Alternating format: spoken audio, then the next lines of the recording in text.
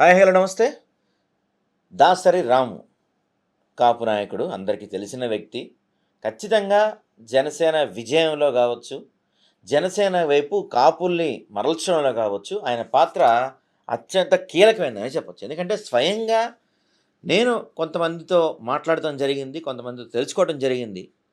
వైజాగ్ లాంటి ప్రాంతంలో ప్రతి డివిజన్‌లో వైజాగ్ నియోజకవర్గంలో అలాంటి తూర్పుగోదావరి, పశ్చిమ గోదావరి చాలా నియోజకవర్గాల్లో కాపులు అధికంగా ఉన్న ప్రాంతాల్లో ప్రతి నియోజకవర్గంలో దాసరి రాము గారు డివిజన్ల వారీగా కాపు నాయకులతో, కాపు సంఘాలతో సొంత డబ్బులతో ఆయన మీటింగులు పెట్టారు. ఆయన మొత్తం వాళ్ళందరినీ ఒక ఐక్యం చేసే ప్రయత్నం చేసి ఏకపక్షంగా కాపులందరూ జనసేనకి ఓటేసేలా చేశారనటంలో ఎటువంటి డౌట్ లేదు. ఇప్పుడు ఈ మధ్య కాలంలో జనసేన పైన పర్టిక్యులర్‌గా టీడీపీ వాళ్ళు బానే ఉన్నారు. వైసీపీ వాళ్ళు బానే ఉన్నారు. జన సైనికులు ఎవరైతే ఉన్నారో గతంలో టీడీపీని విమర్శించారు వీళ్ళు పాపం. వైసీపీని విమర్శించారు పాపం వీళ్ళు. వీళ్ళపైన ఇప్పుడు కూటమి అధికారంలోకి వచ్చాక విపరీతమైన దాడులు జరుగుతున్నాయి. కాపుల పైన పర్టిక్యులర్‌గా జన సైనికుల పైన, కాపుల పైన విపరీతమైన దాడులు జరుగుతున్నాయి. దీన్ని ప్రశ్నిస్తే దీన్ని ప్రశ్నించొద్దంట. దీన్ని ప్రశ్నించిన వాళ్ళపైన కూడా దాడి చేస్తారట.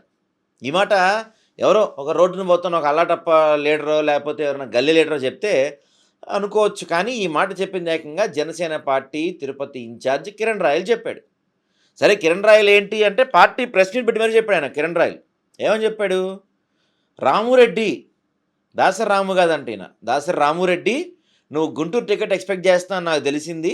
గుంటూరు టికెట్ కోసం నీ నాటకాలు ఆడుతున్నావు. నీ పేరు ఇక్కడి నుంచి రామురెడ్డి, నువ్వు రెడ్లకి ఊడిగం చేస్తున్నావు. పవన్ కళ్యాణ్ ఇంకోసారి విమర్శిస్తే ఇక మాటలతో కాదు దాడులతో సమాధానం చెప్తాం. రోడ్లపై కూడా నిన్ను తిరగనేయం, దాడులు చేస్తామని చెప్తున్నారు. బాబు కిరణ్ రాయల్, నీ కథ అందరికీ తెలిసిందే. నీ వీడియో అందరం చూసాం. మీ దరిద్రం మొత్తం ప్రపంచం మొత్తం చూసాం. నువ్వు మాట్లాడుతున్నావు ఈరోజు కిరణ్ రాయల్, నువ్వు దాసరి రాము గారి గురించి. అసలు నీకున్న ఇదంతా నువ్వు దాసరి రాము గారి గురించి మాడేదంతా నువ్వు. సరే ఓ పని చేద్దాం, మీరు చెప్పినట్టే మొన్న కూడా ఆయన ప్రొఫెసర్ నాగేశ్వర్కి వైసీపీ కండ వేశారు. ఆయన కూడా నాగేశ్వర రెడ్డి అని మీరు పేరు పెట్టేశారు. దాసరి రాముకి కూడా ఇప్పుడు మీరు వైసీపీ కండ వేసేసి రామురెడ్డి అని పెట్టేసి మీరు ఏమంటున్నారు? వీళ్ళంతా వేరే కులం ఊడిగం చేస్తున్నారు, వేరే కులం గెలవాలని వీళ్ళంతా ప్రయత్నం చేస్తున్నారు అని చెప్తున్నారు. మరి మీరు చేస్తుంది ఏంటి? మీ నాయకుడే స్వయంగా చెప్తున్నాడు కదా, 15 సంవత్సరాలు టీడీపీ రావాలి, 15 సంవత్సరాలు వాళ్ళే అధికారంలో ఉండాలని. మరి ఇది ఏ కులానికి ఊడిగం చేస్తున్నట్టు దీన్ని?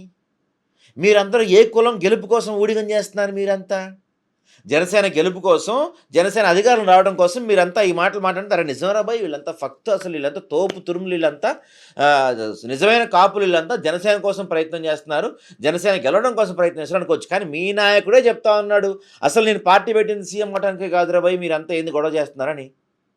ఇంకో మాట అన్నాడు మీ నాయకుడు, కాపులు కాపులు అని చెప్తున్నారు, మీ అందరి బాగోతో నాకు తెలుసు, అసలు మీ అందరూ ఏంది అది ఇది అని చెప్పి మాట్లాడుతున్నారు. కాపులు ఉంటే ఎంత పోతే ఎంత అనే ఒక దీనికి వచ్చేసారు పవన్ కళ్యాణ్ గారు డైరెక్ట్గా. దాంతోపాటుగా ఆయన ఏం చెప్తా వచ్చారు? జడ్డి లక్ష్మీనారాయణ కావచ్చు, లేకపోతే చంద్రశేఖర్ కావచ్చు, తోట చంద్రశేఖర్ కావచ్చు, వీళ్ళందరూ మనోహర్కి పదవి ఇచ్చారని చెప్పి వెళ్ళిపోయారు అని చెప్పి మాట్లాడుతున్నారు. నిజంగానే మరి ఇప్పుడు వీళ్ళందరూ నీకు దేనికి అండగా ఉండి పనిచేశారు? నువ్వు వేరే కులం వాళ్ళకి ఇస్తే ఎందుకుంటారు నీ దగ్గర? మళ్ళీ ఇప్పుడు నువ్వు మాట్లాడుతుంది ఏంటి? రామురెడ్డి అంటున్నావు. అసలు కిరణ్ రాయల్ అయితే ఎంత దారుణంగా చెప్తున్నాడు చూడండి. అరే లుచ్చా లఫంగి అని మాట్లాడుతున్నాడు దాసరి రాము. ఎంత ఉంటే మాట్లాడతారండి? అసలు కిరణ్ రాయల్ ఎంత, మనోడి కథ ఎంత, మనోడి శాంటిటీ ఏంది, మనోడు ఎవరు, అసలు యాడ్ నుంచి వచ్చాడు కిరణ్ రాయల్? ఎవరు కిరణ్ రాయల్? ఎవరు అసలు? గట్టిగా మాట్లాడితే కిరణ్ రాయల్ వచ్చి రోడ్డు మీద నుంచుంటే 10 మంది తెలియదు. దాసరి రాము గారు ప్రతి కాపు నాయకుడు, ప్రతి కాపు సంఘాలు ఆయన గుర్తుపడతారు. జనసేన గెలుపు కోసం ఎంత ప్రయత్నించాడో తెలుసా మీకు? ఈరోజు మీరు వచ్చేసి వేరే కులానికి ఆయన ఆపాదించి మాట్లాడుతున్నారు. అంటే జనసేనలో మీ కూటమి ప్రభుత్వంలో జన సైనికులపైన, కాపులపైన జరుగుతున్న దాడి గురించి ప్రశ్నిస్తే ఎవరన్నా వాళ్ళకి రెడ్డి ట్యాగ్ వేసేస్తారా? మరి పవన్ కళ్యాణ్కి ఏం ట్యాగ్ వేయాలి? పవన్ కళ్యాణ్ చౌదరిని వేయాలా? మీరందరూ కిరణ్ చౌదరిని వేయాలా? మీ అందరికీ చెప్పండి, మీకేం ట్యాక్స్ వేసుకోవాలి? మీరంతా కూడా ఏ ట్యాక్స్ వేసుకోండి, మేము ఓకే నైస్ అని చెప్పి మేము కూడా మాట్లాడుకుంటాం. కానీ మీరంతా కాపు కులం అది అని చెప్పి మాట్లాడుతున్నారు కదా. కాపు కులం కోసం మీరేం చేస్తున్నారు మీరంతా? అయినా బహిరంగంగా ఒక నియోజకవర్గ ఇన్ఛార్జ్ ఇంక నుంచి మాటలు ఉండవు, కేవలం దాడులే అని చెప్తున్నాడంటే ఏపీలో ప్రజాస్వామ్యం ఏం చేస్తుంది? ప్రజాస్వామ్యం నడుస్తుందా ఏపీలో? ఏం రాజ్యం నడుస్తుంది ఏపీలో? మాట్లాడిన వాళ్ళపై కేసులు, 3rd డిగ్రీలు, ఇలా వేరే కులానికి ఆపాదించడం, ఇష్టానుసారంగా మాట్లాడతాం. డైరెక్ట్‌గా ఒక పార్టీ ఇన్ఛార్జ్, ఒక నియోజకవర్గ ఇన్ఛార్జ్ బయటకొచ్చి మాట్లాడితే రోడ్ల మీద తిరగండి మేము కొడతామంటే ఇక అంతేనా?